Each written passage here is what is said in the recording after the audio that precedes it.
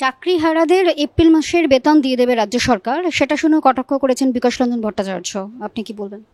বিগত দিনগুলোতেও আমরা প্রেস কনফারেন্সও করেছি, বিগত দিনগুলোতে মন্ত্রীরা এবং স্পোক্সম্যানরাও স্টেটমেন্ট দিয়েছে যে SLST এইগুলো চাকরিগুলো তৈরি ছিল, সেটাও পর্যন্ত যখন নেয়ার সময় এলো তখন কিছু রাজনৈতিক উদ্দেশ্য প্রণোদিত মামলা দিয়ে ওটাকেও জটিলতার মধ্যে ফেলেছে। তার মধ্যে আইনজীবী অনেকেই রয়েছে।